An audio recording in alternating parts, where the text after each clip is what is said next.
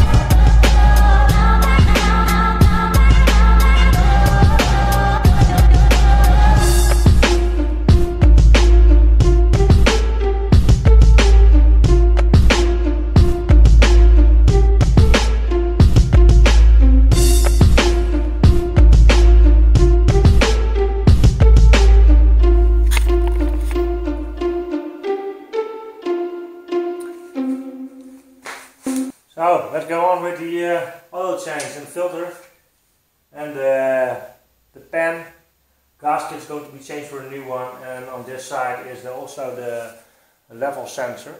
And it's pretty nice. I can just use the cable from the old loom that goes to the dash, and it shows you if your oil level is low or not. So I think it's on here. So I ordered a new sensor because this one is broken. Look, it's in half. So I ordered a new one.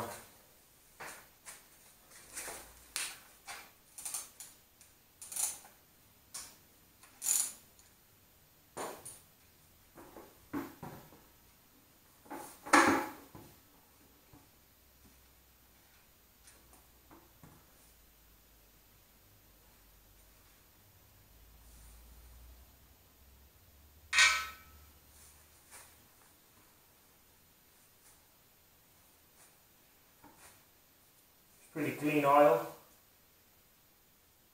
as you can see. So, but still, it's in there for some time, so I just want to change it for new oil. Also because the top half of the engine has been opened, so for sure there's nothing dropped in that can damage or do something.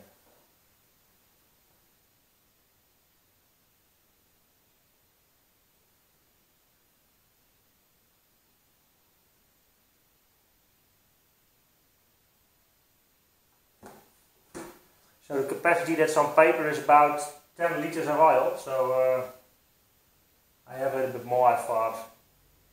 11 or 12 or something. Also have to fill up the oil cooler and that sort of stuff.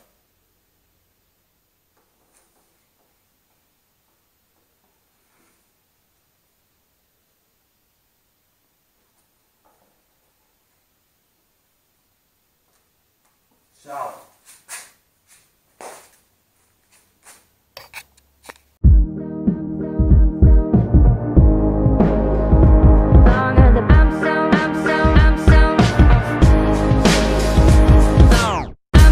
I'm so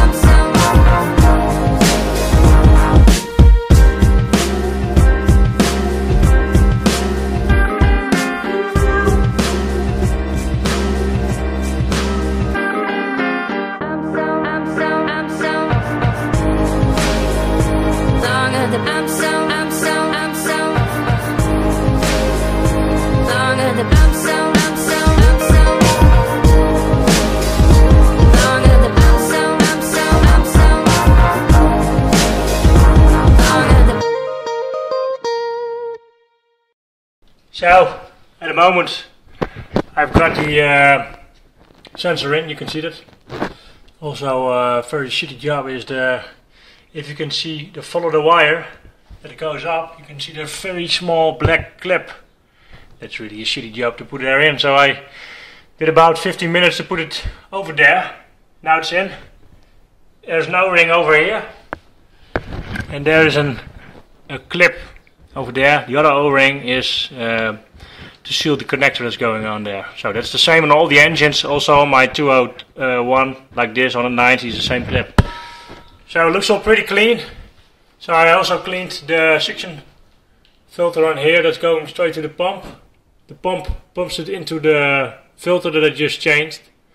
And from the filter it's going, I thought it's going from the filter, I thought it was from the filter going back to, or it's the other way around, maybe somebody knows that. I thought it was going from the pump, then through the cooler, back to the filter and then to the engine. So that's the way I think it is. So I will put the pen on there. I'm first going to tighten the sensor, then the pen on it. I know these bolts are 10 millimeters. I will put them on 10 millimeters. And the small bolts from the sensor, I have to look how much it is. I think it's not, it cannot be much. They were very small bolts. I think it's about 6 millimeters or something. And then it can go up. Then the oil can go in. I don't know if I do it right now or later. It doesn't make a difference. I think it just leave it clean. I'm not going to torque the engine again. Just leave it like this. Put it in and then put the fluid in when I also put the lines back on here. So I will also fill up the oil cooler when it's in the car, so I know for sure when I'm going to start it to get oil pressure. The cooler already has some oil because the cooler is a little bit lower like this. So let's start.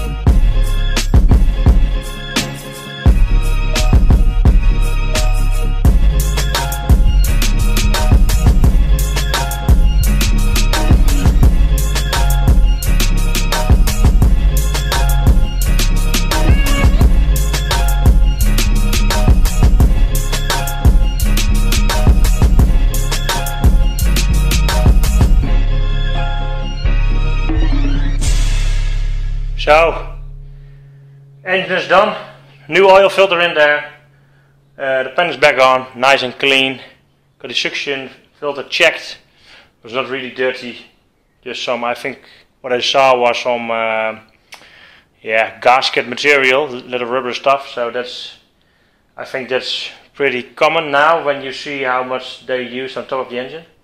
So that's pretty good. Oil filter looks pretty clean. If you really want to check it, you have to cut it in half. Maybe I'm going to do that. I'll just send it for investigation or something. But the oil was pretty good, but coming out of it, it's not that old. You could also see there's not that much scaling into the engine. So new sensor replaced. The old one was broken. The thing what was broken was the connection. I don't think the switch was broken, but so maybe I just leave the level switch in the cabin and just cut off the broken connection. So if I got some issues in the future, I can also use it, because a sensor like that costs 50 euros or something. So now I ordered a new belt. I measured it. It's because I have no air pump anymore and no air conditioning pump. It's now shorter. I don't know what the length was, but the length now is going to be 8 pk, so it's 8 ribs, pretty wide, and it's going to be 2 meters and 44 centimeters, so 2440. So it's 8 pk 2440. That's what I'm going to use. So that's the perfect belt to get it on tension. So this is the last bit of the engine. I show you that with the pump of the engine. This is another pump that I already have, because I can remove the cap from the engine and this and then the cover. But so I'll show you on this one. I don't have enough room to get the filter out and to remove. Normally you just push this down, and you can unscrew this center nut, the small nut that's also over here. It's from the other pump. And you can just unscrew this. That is all possible because a pump, this is a different pump. This is not a tandem pump, this is a pump from 190. This is from an inline engine. So then you out to this piece. So this piece I can already not remove because I don't have the space to make this angle. So I cannot fill up it with oil and all that sort of stuff, but I cannot get out of get the filter out of it. So that's the only how much do you need to change the filter? And then it's just pretty easy to remove some bolts and get the pump off, and just get everything, remove the filter. So you can see in here, here's the filter. You can just with a plier or anything else, you can just pull it out. It's a filter like this, just the same. As far as I know, there are no gaskets. It's just pushed down to the bottom, so it is like on this level. So how does it work? So this is the return.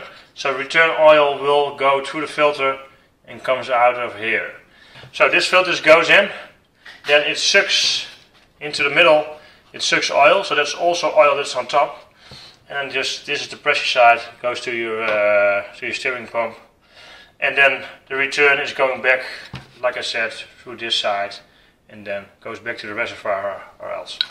So that is how it works. So that's it for now. That is for this video. So going to end this one. So this is the engine assembly is completely done, and next thing will be the transmission 722.6. Have to do some just I told you before, gaskets and that sort of stuff. Fix some leakages in it. New pan of a new filter, new pan gasket. So that will be the next thing. So thanks for watching. If there are any questions, just ask in the comment section. And for you on the right corner, there's my logo. You can click on it. You can go to my main page, or you can go to jamesspeedshop.com. That's over here. And don't forget to subscribe to the page. So thanks for watching. See you for the next one. Bye bye.